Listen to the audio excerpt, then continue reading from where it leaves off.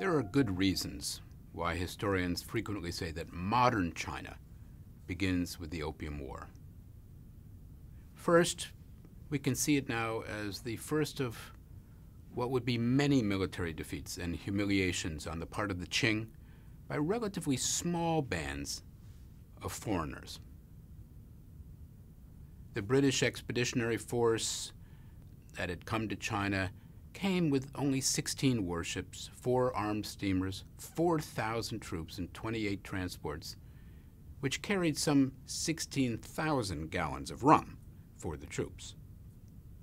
And they brought the Manchus the most decisive military defeat that they had ever received. The problem was not just Manchu incompetence, and it was not just the flabbiness of the Manchu or Chinese military, and it was not just their utter inability or even willingness to rouse the population against the foreigner. Ultimately, it had much to do with technology. This was a war of steam-powered, paddle-wheeled iron ships with names like the Nemesis, ships that could go upriver at will, irrespective of the wind, and they could bring British power from that small and faraway island, to bear on places in inland China, like Nanjing, the southern capital. Now, to their credit, some Manchu and Chinese officials immediately began to try to learn this new military technology.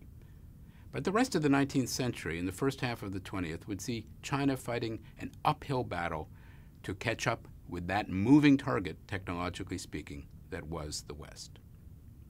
The war brought China, or more accurately, the Qing, into the world political system against its will, or at least in a manner that most Qing officials and many Chinese would see not as equal but as unequal, and in a manner that would limit China's sovereignty until 1943. The war set in motion a dynamic relationship between internal and external affairs of the empire.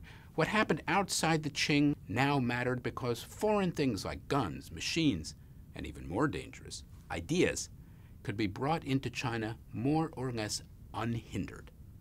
And so we have a situation after the Opium War in which the Qing's control over its foreign relations diminished as its control over China also began to weaken seriously. Just a few years after the Opium War, there would arise one of the greatest rebellions in all of Chinese history. And it would have inescapable foreign influences, both in its origins and in its outcome.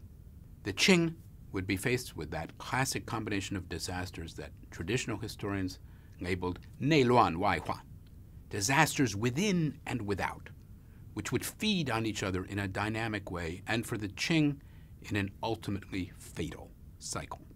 There would, in the long run, be no saving the Qing. But in the middle of the 19th century, there would be 2 efforts to save China. One, to save it from the Manchus and for Chinese, and the other, a foreign crusade to save China from the Chinese and for God. Both of these events were Christian in their origins, or at least they thought they were.